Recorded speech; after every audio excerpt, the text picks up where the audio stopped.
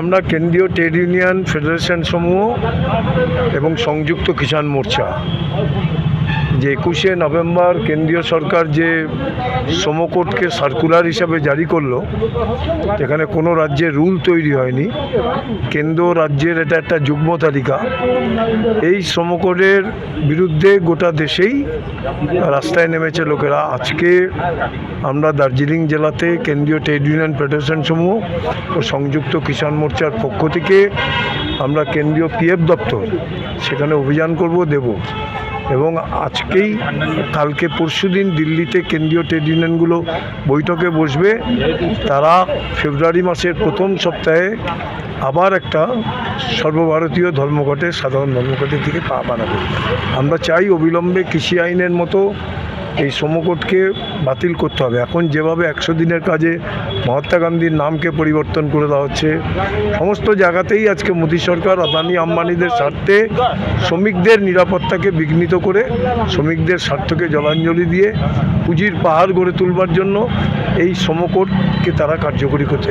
এর বিরুদ্ধেই আমরা সমস্ত ট্রেড ইউনিয়ন রাস্তায় দাঁড়িয়েছি। অবশ্যই ধর্মঘট তো 20-20 ডিসেম্বর ডিক্লেয়ার হবে দিল্লি থেকে। ধর্মঘট এবার আরও বেশি মাত্রায় সফল হবে, কারণ এই শ্রমকোডের বিরুদ্ধে ইতিমধ্যেই পার্লামেন্টে পাস করাতে পারেনি বলে তারা সার্কুলার দিয়ে জোর জবরদস্তি করতে চাইছে, যেভাবে পার্লামেন্টে কোনো সদস্যদের মতামত না নিয়ে এবং পার্লামেন্টে লেবার স্ট্যান্ডিং কমিটির সাথেও কোনো আলোচনা না করে যা করছে। এবং স্বাভাবিকভাবে এই ফ্যাসিবাদী হামলার বিরুদ্ধে আমাদের সর্বত্র রুখতে হবে। 1000-এর মতো মানুষ তো যাবেই সাথে, সব ধীরে ধীরে জব হচ্ছে। 2টোর পরে আমরা বেরোবো। আপনারা জানেন 21শে নভেম্বর একটা ভয়ঙ্কর একটা বিল আনলো পার্লামেন্টে, সেটা হচ্ছে লেবার কোড।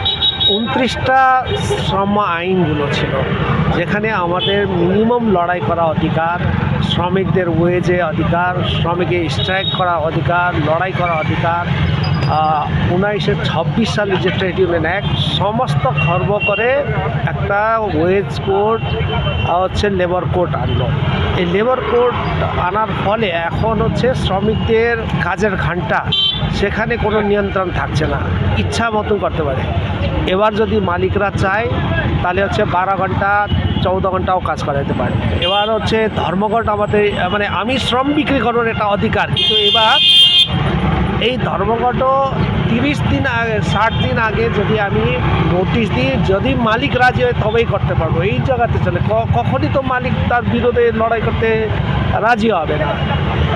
এর বাদ দিয়েও আমাদের যে সমস্ত যে ইউনিয়ন করা অধিকার, একটু সংগঠিত হওয়ার অধিকার, প্ল্যাম্বার আমাদের মানে প্রস্তাবনা আমাদের যে অধিকার ছিল, সে অধিকারগুলো খর্ব করে বলছে 300 জন না হলে নাকি সংগঠিত হওয়া যাবে না।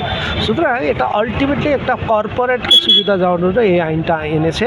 ভয়ঙ্কর একটা ক্রাইসিস শ্রমিকদের উপরে আক্রমণ নেমে আসছে, তার বিরুদ্ধে আজকে আমরা সেন্ট্রাল গভর্নমেন্টের অফিস পিএফ, ওই পিএফ অফিসে আমরা ঘেরাও করব।